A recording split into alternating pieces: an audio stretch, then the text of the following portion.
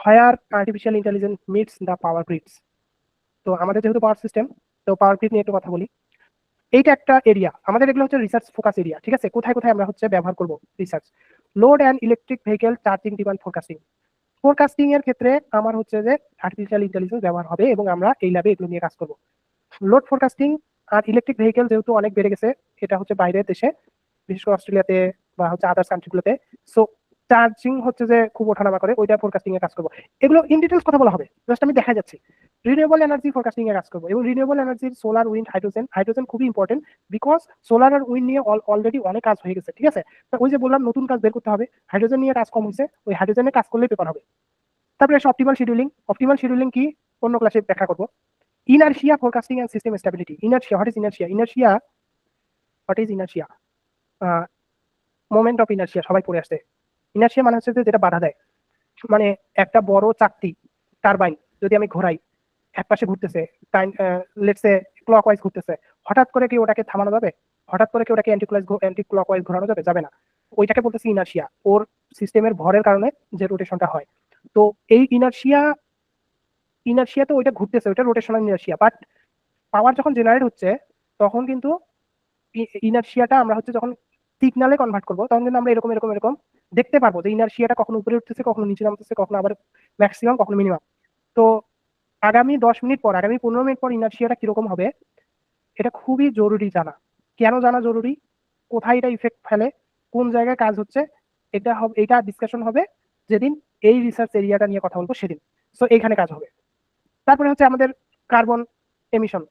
আমাদের smart grid বলি, আর যদি আমাদের কনভেনশনাল হচ্ছে পাওয়ার সিস্টেমের কথা বলি, এখান থেকে প্রচুর পরিমাণ কার্বন ইন্টেন্সিটি হচ্ছে এমিশন হয়। তো ওই জায়গায় কিন্তু কতটুকু হচ্ছে ডিসিশন মেকের একটা জায়গা আছে। তো কেউ চাইলে এই জায়গায় কাজ করতে পারে, এবং এই কাজগুলো খুবই ইন্টারেস্টিং, ঠিক আছে?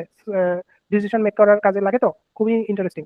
স্মার্ট গ্রিড অপটিমাইজেশন, এই ফিল্ডগুলোর সাথে আমার মনে হয় পরিচিত অনেকে, ঠিক আছে? তো অপটিমাইজেশন অ্যালগোরিদম ইউজ করে এগুলো করতে হয়। কস্ট মিনিমাইজেশন করতে হয় মেইনলি, মানে আমাকে কিভাবে হচ্ছে স্মার্ট গ্রিডটাকে অপারেট করলে আমার কস্টটা মিনিমাইজ হবে, তো এই জায়গায় বেশিটা।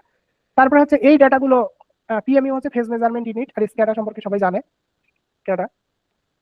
তো এই ডাটাগুলো দিয়ে আমরা কিন্তু কাজ করতে পারবো। তারপর হচ্ছে যে এইটা আর এইটা একই জিনিস, optimal scheduling in power system আর এআই ড্রিভেন এনার্জি ম্যানেজমেন্ট, এটা একই জিনিস, এটা রিপিট হয়েছে। এইটাও একই জিনিস, data driven model with reinforcement learning. আচ্ছা, আর একটা কথা বলে নেই, আর্টিফিশিয়াল ইন্টেলিজেন্সের মধ্যে তিনটা জিনিস আছে, একটা হচ্ছে মেশিন লার্নিং, একটা হচ্ছে ডিপ লার্নিং, আর একটা আছে রিইনফোর্সমেন্ট লার্নিং।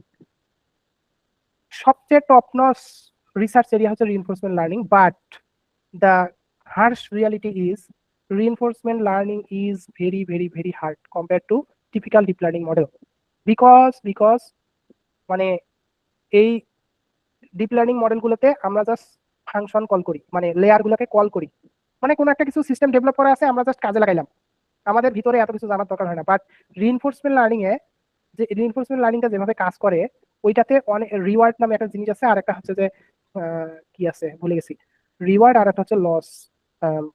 হ্যাঁ, তো ওই, হ্যাঁ, এনভায়রনমেন্ট আলিয়াস, এই দুটো টার্ম আছে, তো ওইগুলো না নিজে ডিজাইন করতে হয়, মানে কোন সিস্টেমে অ্যাপ্লাই করতেছি সেই সিস্টেমের উপর বেস করে আমাকে ডিজাইন করতে হয়। দ্যাটস ওয়াই এটা একটা হার্ড বিষয়। বাট সুখের খবর হচ্ছে, কেউ যদি তার পেপারে আরএল ইউজ করে, সেই পেপারটা পাবলিশ হওয়ার অ্যাকসেপ্ট হওয়ার চান্স 90%। আর যে ডিপ লার্নিং নিয়ে কাজ করবে তার হচ্ছে 70%। হ্যাঁ, ডিপ লার্নিং এ হবে না এরকম না, ডিপ লার্নিং এ নোবেলিটি নিয়ে আসলে এটাও 90% চলে যাবে। বাট আমি একটা একটা কম্পারিজন দেখালাম, এটা এটা সিম্পল কম্পারিজন অ্যানালজি। ওকে, ঠিক আছে? সবাইকে দেখতে পাচ্ছে ছবিটা? আমাকে একটু বলেন তো কেউ একজন। দেখা যাচ্ছে ভাই। Okay, thank you. হ্যাঁ, এটা স্পষ্ট দেখা যাচ্ছে। Thank you, thank you. তো এইটা আমার হচ্ছে পাওয়ার জেনারেশন হচ্ছে এখানে। তারপরে দেখেন, এটা কিন্তু একটা সাবস্টেশন, নট জেনারেট হচ্ছে, এটা একটা সাবস্টেশন। এই যে এগুলো হচ্ছে জেনারেশন, এই যে এটা হচ্ছে কোল, এটা হচ্ছে কোল পাওয়ার প্ল্যান্ট। এখন কারশোটা যেখানে আছে, মানে আমরা এখানে কয়লা দিয়ে বা হচ্ছে যে স্টিম বা হচ্ছে এটা দিয়ে, কয়লা দিয়ে, গ্যাস দিয়ে এটা করতেছে। এটা হচ্ছে সোলার পাওয়ার প্ল্যান্ট, এটা হচ্ছে উইন্ড, এটা হচ্ছে হাইড্রো। এখান থেকে পাওয়ারটা আমাদের ট্রান্সমিশন লাইনের মাধ্যমে সাবস্টেশনে আসতেছে, সাবস্টেশন থেকে দেখেন ডিস্ট্রিবিউশনের মাধ্যমে পাশা বাড়িতে যাচ্ছে, অফিস আদালতে। এইখানে একটা কার আছে, এইটা কিন্তু ইলেকট্রিক কার, এখানে চার্জ হচ্ছে।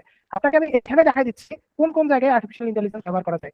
এক নম্বরে এখান থেকে আসি, এই যে জেনারেশনটা আছে না, এই জেনারেশনটা খুব একটা ফ্লাকচুয়েট করে না, কারণ আমি ফুয়েল যেভাবে দিব এটাও জেনারেট সেভাবে হবে। বাট এইখানে এই জেনারেশন কিসের উপর ডিপেন্ডেন্ট? বাতাসের গতির উপর। বাতাসের গতি কি সবসময় এক থাকে না। তার মানে এর কার্ভটা হবে, জেনারেশন কার্ভটা কিন্তু ফ্লাকচুয়েট করবে। সো এইখানে একটা ফোরকাস্টিং এর বিষয় আছে। আবার সোলারের ক্ষেত্রেও একই রকম, সোলারের জেনারেশনও কিন্তু হচ্ছে যে হয়, ওই যে ফ্লাকচুয়েট করে, মানে সবসময় একই হবে না। তার মানে কি এই জায়গাগুলোতে ফোরকাস্টিং রিলেটেড কাজ আছে। ইউনিট কমিটমেন্ট একটা টার্ম আছে, কোন ইউনিটটা আমি কখন চালু রাখবো, তারপরে কোন ইউনিট থেকে আমি কতটুকু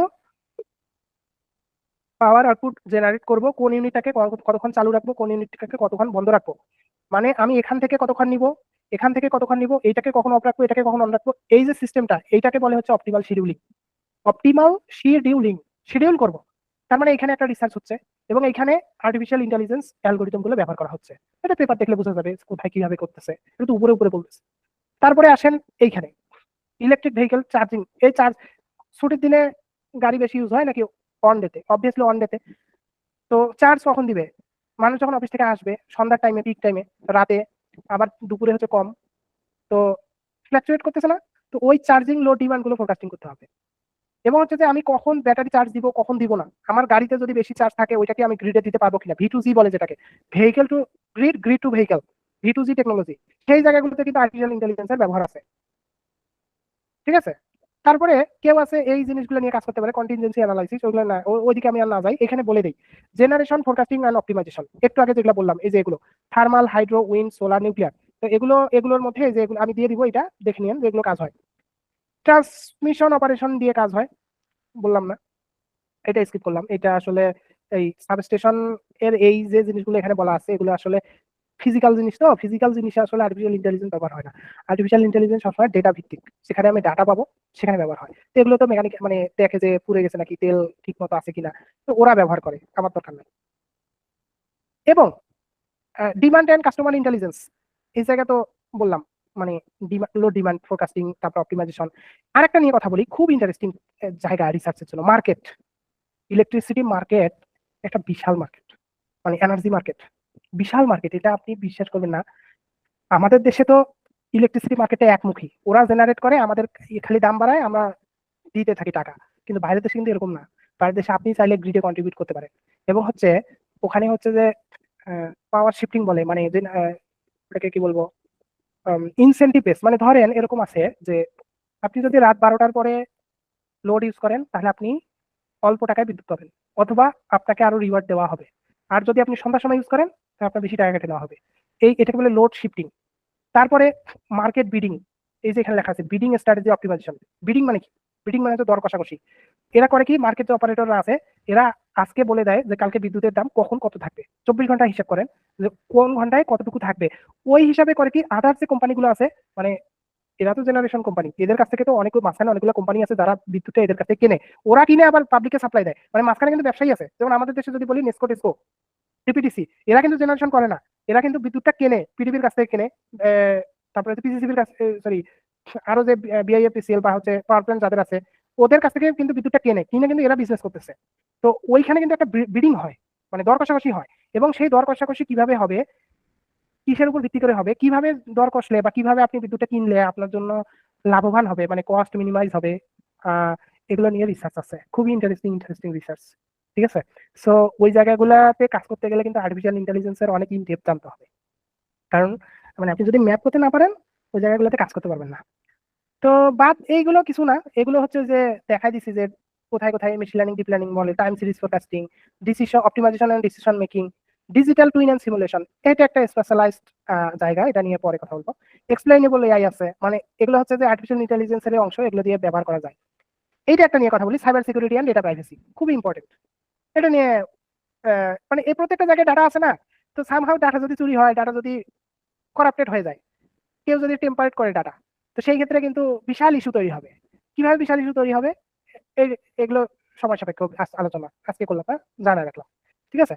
তো আউটকামস, তো ইমপ্রুভ, এই যে এগুলো হচ্ছে আউটকামস আর কি। ঠিক আছে, এটা দেখে নিন।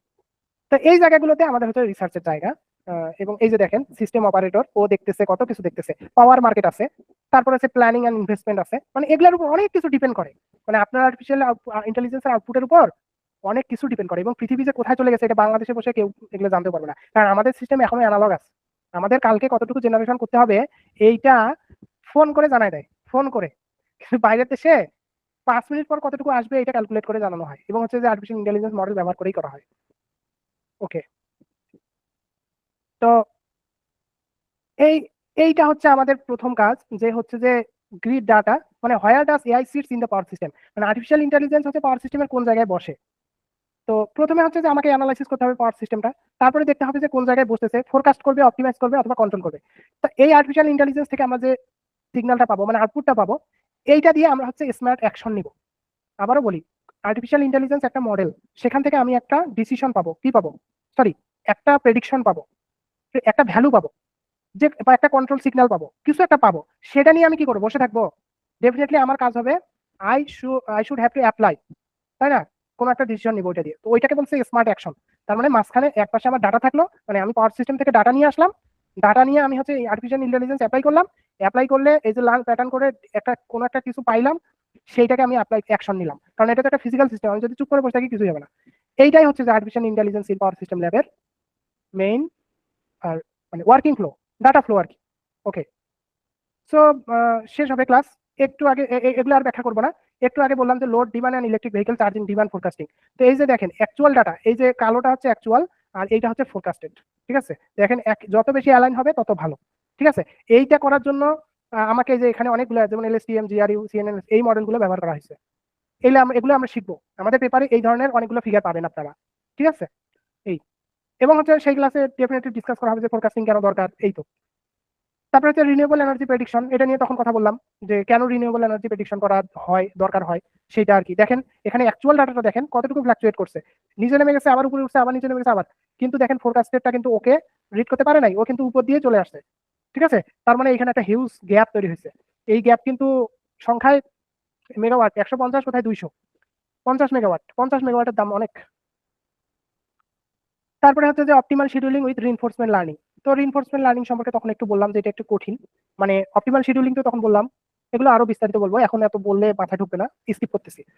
হ্যাঁ, তারপর কার্বন ইন্টেন্সিটির কথা বলছি, যে আমাদের স্মার্ট গ্রিড, আমাদের যে পাওয়ার গ্রিড আছে, এখান থেকে প্রচুর পরিমাণে কার্বন ডাই অক্সাইড এমিশন হয়। তো কার্বন ডাই অক্সাইড এমিশন হয়, তার মানে কি, এটার একটা রিসার্চ আছে কতটুকু করলে কম হবে, বা কতটুকু কার্বন ইন্টেন্সিটি হচ্ছে এমিট হচ্ছে, তার জন্য আমার হচ্ছে যে কি অ্যাকশন নিতে হবে, বা আমি কি প্ল্যান করতে পারি, বা এক্সিস্টিং রিসার্চ কোন দিকে গেছে, আমি তাহলে ওইখান থেকে কোনো একটা গ্যাপ বের করে আমি ওইদিকে চাই, এগুলো